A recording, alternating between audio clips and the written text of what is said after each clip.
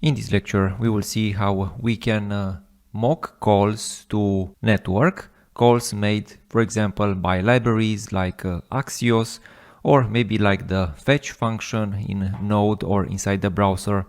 Inside this lecture, I will illustrate this by some modified code inside the data service file. In this code, we will make a HTTP request with Axios and then the GET request.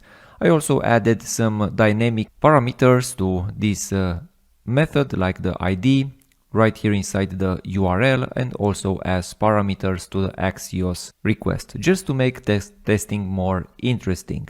Well, how this code looks, I have also added a small modification to the post component.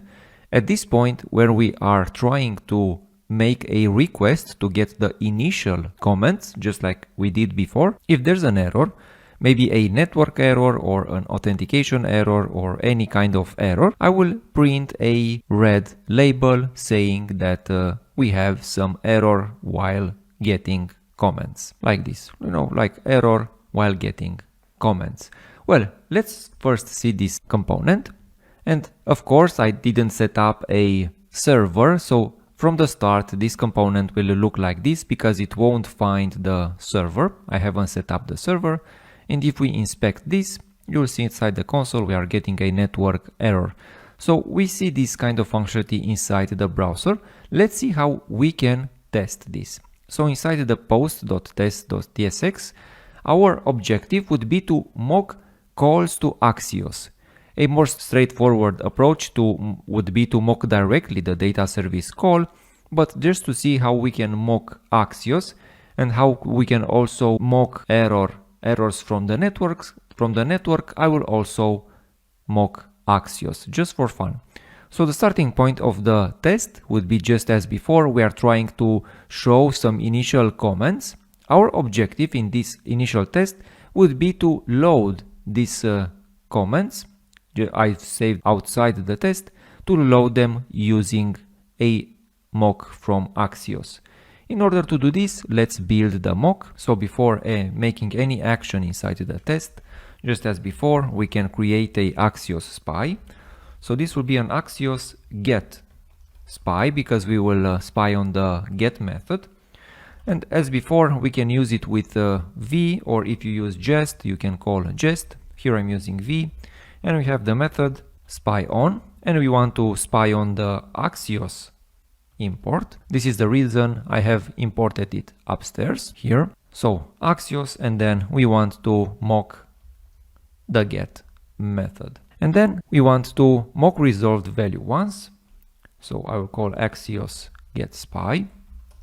I can call mock resolved value once. And what we want to send, if we look at the implementation, the response will be contained inside a data field inside the response. This means that inside our test, we should return back a object which contains a data entry, and that data will contain our mocked comments. Let's see if the test is working until this point. And the test is green, which means that our first test is working. Let's now make things more interesting, and let's look at the arguments that our spy is called. So let me just make a different test. We can do it in the same test, but to make a difference inside the logic, I will copy and paste the test. So inside this test, we should call the service to load comments, and we want to make sure that we are calling the right way.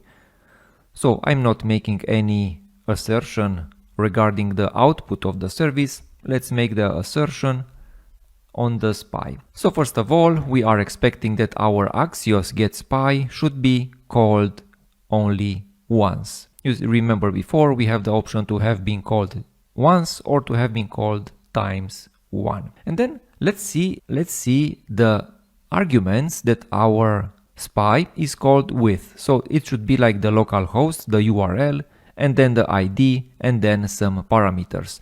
To observe the arguments that a mock is called with, we have the option directly to save them from the spy. So I can call right here arguments. We have the option inside the Axios get spy. We have an entry called mock. In this entry we have an entry called calls, and this is a multiple dimension array. Let's print it downstairs. Let me just execute the code, and if we look right here, this is a multiple dimension array. This Axios get spy mock calls.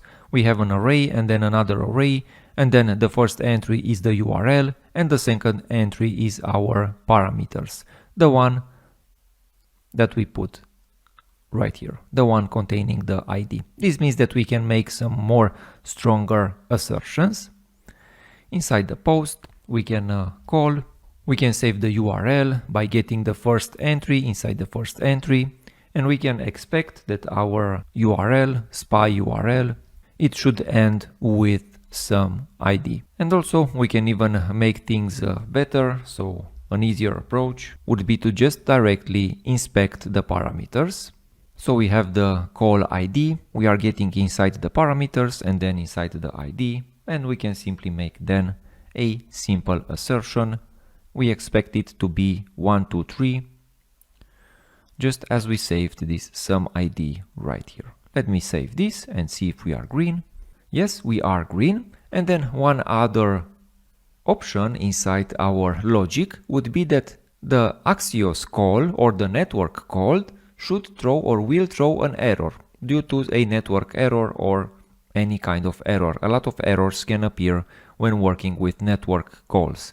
In this case, we want to show a error label.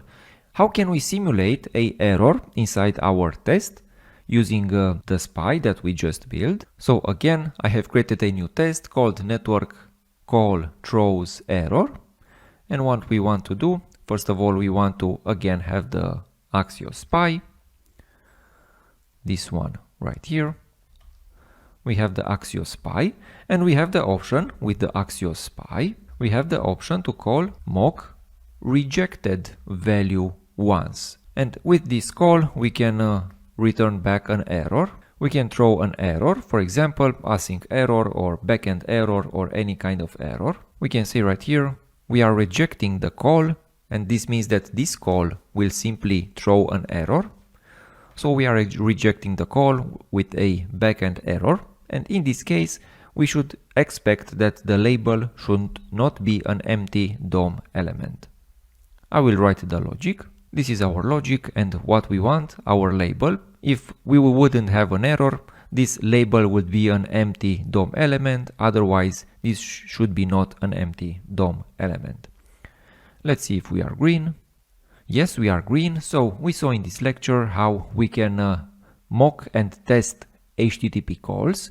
Let's move on into the next lecture to also see another way in which we will use a fake server.